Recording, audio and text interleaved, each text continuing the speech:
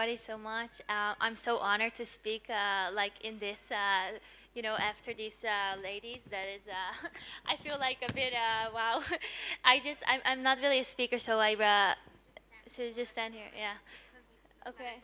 So I just wrote down what I wanted to share. So I'm married to a military soldier, and yeah, I'll start with a bit what happened on Simchat Torah. So thanks. So on Simchat Torah, my husband he left right after the first siren because he is in the special forces, and that was the beginning of a time I never thought would happen. So more and more men in our family and community started to leave to the army, and I didn't really know what was going on, only until after Shabbat when I heard my husband very emotional on the phone. That's when I started to understand a little bit about how terrible it was, but I had no idea really that the worst news was yet to come. At that time, my youngest baby was 3 months old, and we had just moved, so it was already a little bit of a chaotic time. But now it was war, and my husband was probably not coming home anytime soon. After a terrible night in my own apartment, I decided to go to my parents-in-law. We hadn't heard from my brother-in-law, and we were very worried. And then only Monday night, the army, together with my husband, told us, Yosef Guedalia, very beloved boy by so many people, a husband, a son, my brother-in-law, got killed when he was rescuing civilians. We were with quite a few people in the house, and everybody reacted differently. Yosef's parents reacted relatively calm at that moment. They just didn't have anything to do, nothing left to do. Yosef's wife was just in complete shock. And only after 2 days, we went to the Levaya, we said Shiva, and then my husband went straight back to the army.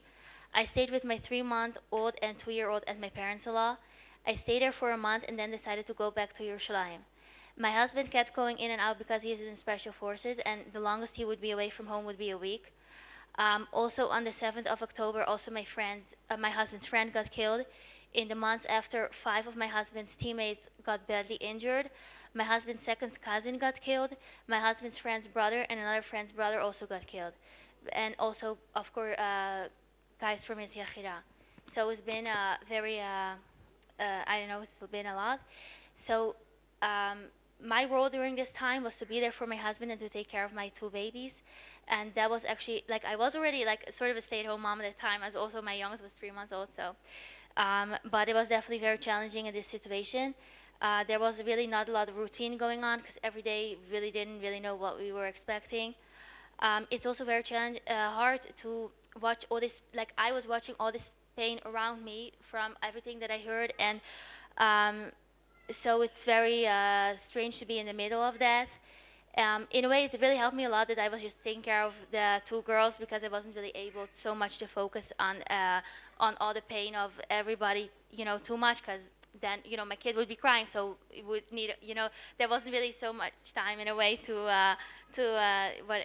whatever. But so also my husband was with his head somewhere else.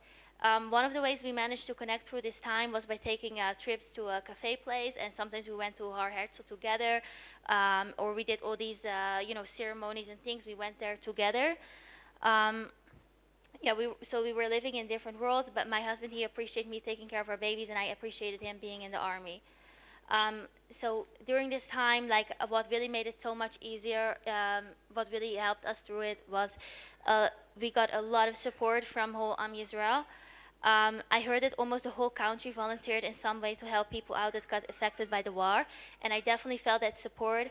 I'm very grateful for everybody that helped us through this time. Sorry. Also people that I didn't even know before, and my neighbors, and also the Chabad, like, so some names like Soshi Goldberg from Chabad did a lot that I feel like I need to mention.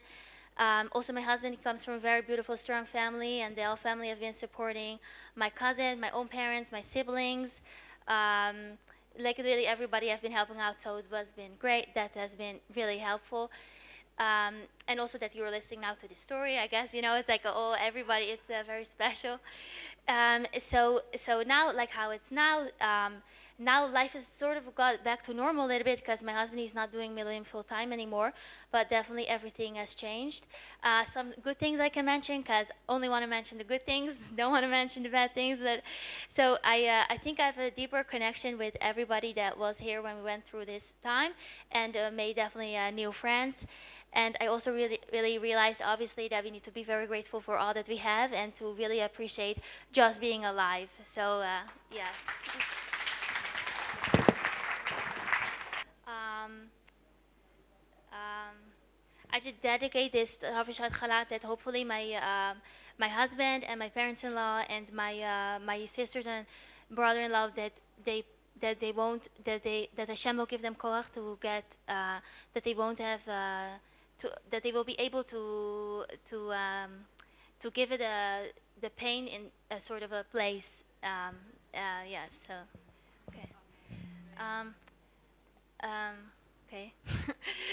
ברוך אתה אדוני אלוהינו מלך העולם אשר קידשנו במצוותיו וציוונו להפריש חלה מן העשה.